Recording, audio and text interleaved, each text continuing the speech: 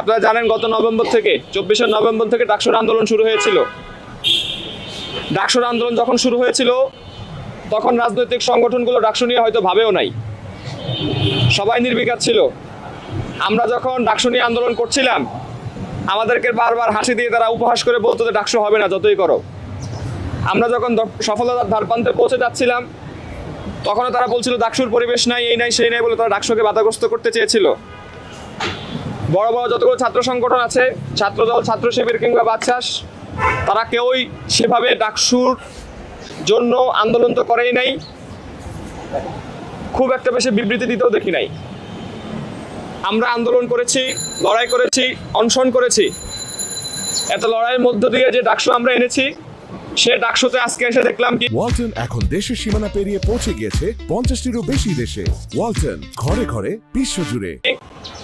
যারা ডাকসু চায়নি, ডাকসুর জন্য আন্দোলন করেনি, তারাই এখন হেভিওয়েট প্রার্থী।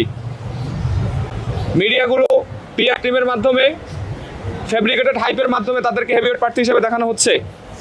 সেখানে যারা ডাকসুর জন্য খেটেছিল, লড়াই করেছিল, তাদেরকে সাইড করে দেওয়া হচ্ছে। তার উপর যদি আবার অর্থের ছড়াছড়ি হয়, হলে হলে যদি খাওয়া দাওয়ার পর্ব চলে, তাহলে তো আসলে কোনোভাবেই আমরা এই ডাকসুতে টিকতে পারবো না। এমন ডাকসু তো আমরা চাইনি। এটা তো শিক্ষার্থীদের ডাকসু হচ্ছে না, এটা রাজনৈতিক দলগুলোর ডাকসু হয়ে যাচ্ছে।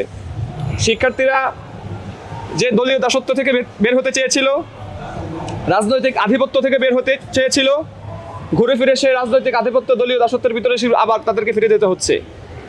এরকম যদি ডাকসু নির্বাচন করতে হয় তো বিশ্ববিদ্যালয় প্রশাসনকে আসলে ডাকসু আয়োজন করার দরকার ছিল না, তাদের হাতে ক্যাম্পাসকে তুলে দিতে পারত। বিশ্ববিদ্যালয় প্রশাসন উপর দিয়ে নিরপেক্ষতা দেখাচ্ছে, কিন্তু এ পর্যন্ত কোনো একটা আচরণবিধি লঙ্ঘনের ব্যাপারে তাদেরকে পদক্ষেপ নিতে আমরা দেখিনি প্রকাশ্যভাবে।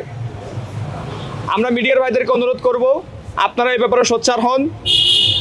লেভেল প্লেইং ফিল্ড যেন বাস্তবায়ন করা যায়, স্বতন্ত্র প্রার্থীদের জন্য যেন মাঠটাকে উর্বর করা যায়, এবং সত্যিকার অর্থে যারা শিক্ষার্থীদের প্রতিনিধি, শিক্ষার্থীদের স্বার্থে যারা কাজ করেছে তাদেরকে যেন বের করে আনা যায়, এ ব্যাপারে আপনারা পদক্ষেপ নেন।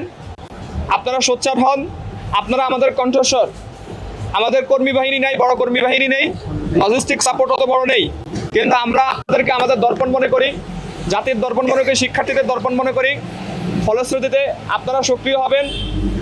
আপনারা এই দলীয় আধিপত্যের বিরুদ্ধে, রাজনৈতিক দুর্বৃত্তপনার বিরুদ্ধে আপনারা সক্রিয় হলেই আমরা যে স্বপ্নের বাংলাদেশ চাচ্ছি, যে সুন্দর ক্যাম্পাস চাচ্ছি, সেটা আমরা ফিরে পাবো।